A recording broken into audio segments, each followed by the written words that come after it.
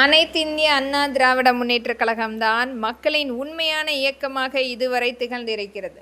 மறைந்தாலும் பொன்மலர் செம்மலாக, இதய தெய்வமாக, எழுச்சி நாயகராக, இரத்தத்தின் இரத்தமான நம்மளுடைய மாண்புமிகு புரட்சித் தலைவர் டாக்டர் எம்ஜிஆர் ஐயாவால் உருவாக்கப்பட்ட நம்மளுடைய அனைத்திந்திய அண்ணா திராவிட முன்னேற்றக் கழகம் மக்கள் அந்த 3 வேளை உணவருந்த வேண்டும், வசிப்பதற்கு வீடு கட்டமைப்பு ஏற்படுத்த வேண்டும், மக்களுக்குரிய வேலை வாய்ப்பு நிர்ணயம் செய்ய வேண்டும், எந்த ஒரு ஏற்றத்தாழ்வு இல்லாமல் தொழில் வாய்ப்பை முழுமைப்படுத்த வேண்டும் என்பதற்காக கொண்டு வந்ததுதான் நம்மளுடைய அனைத்து இந்திய அண்ணா திராவிட முன்னேற்றக் கழகம்.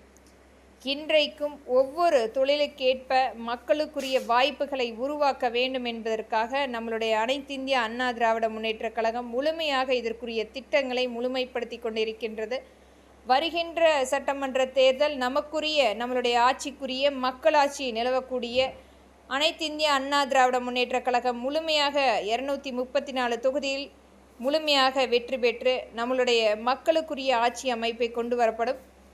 அனைத்து மக்களுக்குரிய வேலை வாய்ப்பு நிர்ணயம் செய்து தரப்படும். இது மிகப்பெரிய ஒரு மாற்றத்துக்குரிய ஆட்சி அமைப்பு ஏற்படுத்தப்படும். வரியில்லா தேசமாக இந்திய தேசத்தை முழுமையாக கொண்டு வந்து வரப்பட வேண்டும் என்பதற்காக எண்ணற்ற இன்றைக்கு அரசியல் ரீதியாக இன்றைக்கும் நாம் வடிவமைத்தாலும் மக்களுக்குரிய வாய்ப்புகளை முழுமைப்படுத்த வேண்டும். இன்றைக்கு ஒவ்வொரு மாநில ரீதியாக மக்கள் கேட்பது மிக அதிகபட்சமான விலையேற்றம். அதற்குரிய வாய்ப்புகளை பங்களிப்புகளை முழுமைப்படுத்தி குறைந்த நம்மளுடைய மக்களுக்கு ஏற்ப விலைவாசியை குறைப்பதற்குரிய திட்டமைப்பு முழுமைப்படுத்தப்படும்.